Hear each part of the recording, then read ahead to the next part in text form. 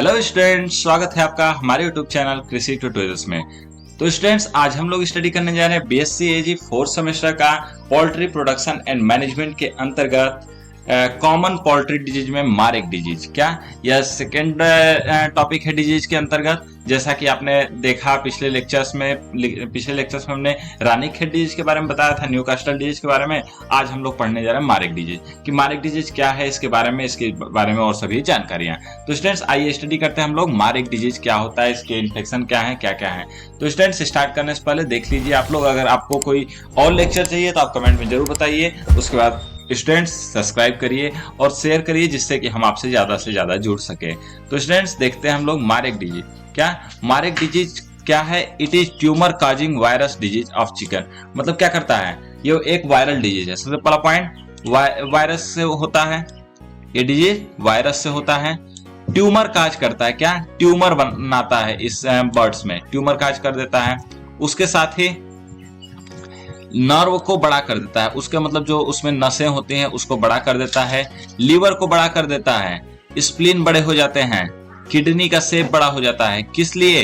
कि उसमें कुछ सेल्स की बढ़ोतरी हो जाती है, कुछ सर्टेन सेल की बढ़ोतरी हो जाती है।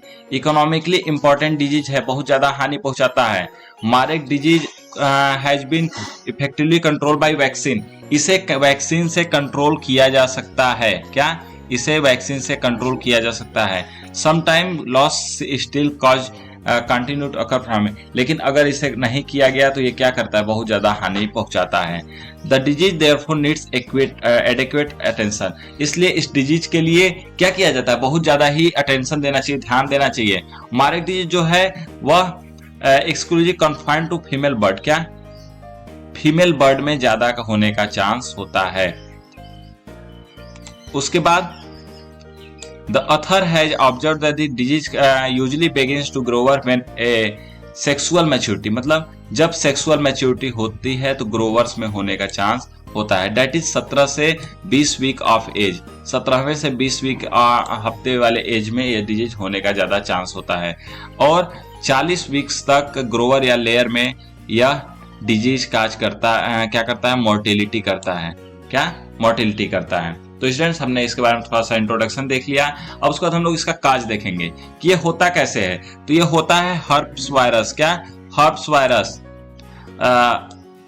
एक वायरस है, क्या? हर्प्स वायरस, इसके द्वारा होता है। यह वायरस 3 प्रकार का होता है, माइल्डली हार्मफुल, हार्मफुल और वेरी हार्मफुल। तीनों जैसा कि नाम है, हार्मफुल, वेरी हार्मफुल बहुत ज्यादा हानि पहुंचाएगा, हार्मफुल जो है कम मीडियम हानि पहुंचाएगा, माइल्डली वाला बहुत कम हानि पहुंचाएगा। बर्ड्स में भी infected early in life, starting life में ही ये इन्फेक्टेड हो जाते हैं, लेकिन मरने तक ये इन्फेक्टेड रहते हैं। उसके बाद आगे हम लोग देखा जाए ये फैलता कैसे है। तो फैलता कैसे है, यह इन्फेक्टेड बर्ड से अनइन्फेक्टेड बर्ड में फैलता है। मतलब अगर फार्म में एक पक्षी को हो गया तो दूसरी पक्षी को आसानी से हो जाएगा। उनके फॉलिकल से, मतलब इन्फेक्शन जो फीदर से है उसके सेल से इन्फेक्शन होने का चांस होता है। मतलब उसके साथ ही आगे देखा जाए तो यह हवा के द्वारा भी फैलता है, बहुत तेजी से हवा के द्वारा फैलता है, सांस लेने के साथ फैलता है। उसके बाद और कई भी इन्फेक्शन के रास्ते इसके हैं। उसके बाद कुछ और बात किया जाए इसके फैलने का, तो यह पक्षियों के बाहर करीबन महीने भर तक जिंदा रहता है यह वायरस। इसलिए यह वायरस कभी भी किसी को फैल सकता है। मतलब जैसे आपने फार्म को छोड़ दिया, सोचा कि 1 महीने बाद तो मर गए होंगे सब, लेकिन शायद यह 1 महीने तक भी सर्वाइव कर जाता है और इन्फेक्शन काज कर देता है। इसलिए सेकेंड शिफ्ट, मतलब दूसरा बच्चा छोड़ने के लिए एक बार डिजीज हो गया तो फार्म को पूरा क्लीन करा देना चाहिए। उसके बाद हम लोग देखते हैं सिम्टम्स के बारे में। क्या कि सिम्टम्स क्या है? तो सिम्टम्स इसका जो है यह दिखता कब है, 6 वीक ऑफ एज, 6ठे हफ्ते में, इनकी उम्र के 6ठे हफ्ते में, और यह करीबन 12वें से 24वें हफ्ते तक यह डिजीज काज होता है। उसके साथ ही बात करें, कुछ बड़ी चिड़िया जो है, मतलब जो बूढ़ी चिड़िया उनमें ज्यादा यह इन्फेक्शन होता है। क्लिनिकल डिजीज जो होता है 2 प्रकार का होता है। कौन कौन सा? एक होता है क्लासिक मारेक डिजीज और दूसरा होता है एक्यूट मारेक डिजीज। क्लासिक मारेक डिजीज और एक्यूट मारेक डिजीज, थोड़ा सा इसके बारे में जान लेते हैं। कि क्लासिक मार्क डिजीज जो है वह हमारे देश में बहुत ही कम दिखता है। क्या बहुत ही कम दिखता है, यह एक आध दो बार यहाँ पर दिखा था, लेकिन इसका जो इन्फेक्शन जो मतलब सिम्टम है वह नर्व इसका इन्फेक्ट करता है। क्या नर्व इन्फेक्ट करता है। मॉर्टिलिटी का कोई कंफर्म नहीं है कितना मरेंगे, लेकिन हाँ 10 से 15% मॉर्टिलिटी होती है। 10 से 15% बर्ड्स यदि हो जाएगा तो मर जाएंगे। इसके जो इन्फेक्शन का है वो पैरालाइज हो जाते हैं बर्ड्स, पंख पैर दिक्कत हो जाती है।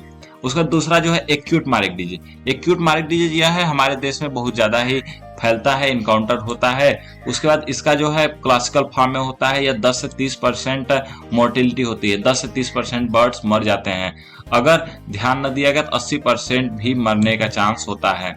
उसका जो कुछ सिम्टम्स है वो नॉर्मली वैसे ही होते हैं, जैसे कि मरने से पहले डिप्रेस्ड हो जाएंगे। क्या मरने से पहले डिप्रेस्ड हो जाएंगे, कुछ पैरालिटिक सिम्टम्स दिखेंगे। उसके साथ ही और क्या होगा, एक पैर उन लोग का दूसरी तरफ खींचा जाता है और दूसरा दूसरी पीछे की तरफ। नॉन स्पेसिफिक साइन उनका वजन घट जाता है, पीला पड़ जाते हैं शरीर। संकेन क्रॉम्स उनका जो मतलब ऊपर का ललरी होता है वो भी छोटा हो जाता है और डायरिया दिखता है। उसके साथ ही उनका जो पक्षियों का और भी कई कारण दिखते हैं। उसके साथ हम लोग नेक्स्ट टॉपिक इसका देखें तो पोस्टमार्टम फाइंडिंग। पोस्टमार्टम में क्या दिखता है कि पोस्टमार्टम में एक दो नर्व्स बढ़ जाती हैं। नर्व्स कॉमनली अफेक्टेड बाय स्केशियल एंड ब्रेकियल। उनका जो नर्व्स है अफेक्ट हो जाता है। अफेक्टेड नर्व्स 2 से 3 गुना मोटी हो जाती हैं नॉर्मल से। दूसरा जो एक्यूट मार्क डिजीज है, एक्यूट मार्क डिजीज क्या करता है, इसमें मार्क डिजीज में क्या होता है, लीवर बढ़ जाता है। क्या बढ़ जाता है। उसके बाद कुछ कुछ जगह पर सफेद स्पॉट्स दिखने लगते हैं कैंसरस टिश्यू के। क्या कैंसर हो जाता है। इसको कैंसर ही होता है, मतलब किसी भी सेल का बढ़ना कैंसर ही कहलाता है। उसके बाद कुछ और देखा जाए तो इनका प्रोवेंट्रिकुलस बढ़ जाता है, मतलब पीछे वाला हिस्सा भी बढ़ जाता है। उसके साथ ही और देखा जाए तो कुछ है उनके शरीर की जो लाइनिंग होती है वो इरेगुलर हो जाती हैं और कई जगह पे धब्बे दिखने लगते हैं, ब्लॉची। उसके बाद हम लोग इसके डायग्नोसिस की बात करें, मतलब इसका पता कैसे किया जा सकता है, तो डायग्नोसिस हमेशा पोस्टमार्टम फाइंडिंग के द्वारा, मतलब पोस्टमार्टम करने पर ही पता चलता है। इस पोस्टमार्टम में क्या पता चलता है कि जो लीवर होता है उनका बढ़ जाता है, स्प्लीन बढ़ जाता है। उसके बाद कई जगह पर ट्यूमर दिखने लगते हैं। क्या उनके अंदर वाले जितने भी ऑर्गन होते हैं उसमें क्या होता है, ट्यूमर्स दिखते हैं। आगे बात करें हम लोग ट्रीटमेंट की, तो ट्रीटमेंट इसका मार्क डिजीज का भी कोई नहीं है। जैसे कि रानीखेत डिजीज का कोई ट्रीटमेंट नहीं था, वैसे मार्क डिजीज का भी कोई ट्रीटमेंट नहीं है। कंट्रोल की बात करें तो कंट्रोल में क्या होता है कि isolation of growing chicken from source of infection, मतलब जो बढ़ रहे हैं बच्चे उनको इन्फेक्शन से दूर रखें। क्या इन्फेक्शन से दूर रखें। दूसरा कंट्रोल जो है वैक्सीनेशन करा दें, वैक्सीन दे दें। उसका तीसरा कंट्रोल है use of genetically resistant stock.